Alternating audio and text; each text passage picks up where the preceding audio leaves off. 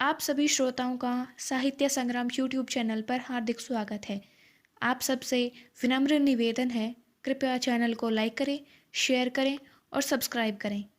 आइए सुनते हैं एक और छोटी सी कहानी, संवेदना। माँ, घर में कोई पुरानी चादर है क्या? मेरी बेटी ने ऑफिस से आकर पूछा। मैंने रोटी बनाते हुए प्रश्नवाचक दृष्टि से उसकी ओर देखा तो बड़ी मासूमियत से बोली, देखो न माँ, दरवाजे पर एक गाय और उसका बछड़ा बैठे हैं। उनको बहुत ठंड लग रही है। मैंने मुस्कुराकर उसकी ओर देखा और कहा, अरे बेटा, गाय क्या चादर ओढ़ कर बैठी रहेगी? कैसी सीए हो तुम, बुद्धू कहीं की। परंतु जैसे उसका ध्यान था ही नहीं। मेरी ओर से सकारात्मक जवाब न मिलता देख वह चादर ढूंढने चली गई। तभी मेरे कानों में अपनी माँ के शब्द गूंजे, बेटा, ज्ञान के साथ संवेदना होना आवश्यक है। संवेदनाहीन ज्ञान घातक हो सकता है। मेरी सीए बेटी एक मूक प्राणी के प्रति अपनी संवेदना व्यक्त कर रही थी।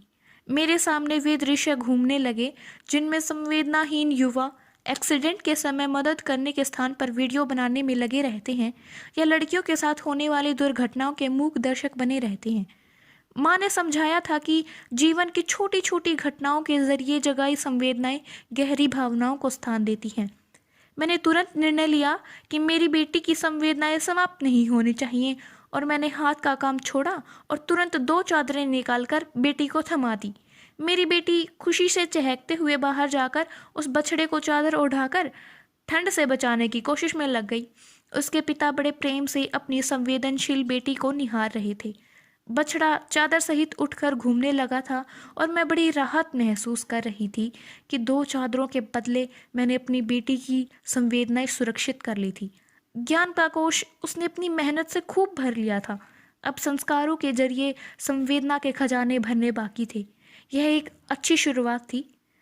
आप भी अपनी ज़िंदगी में नए साल पर नई शुरुआत करें। धन्यवाद।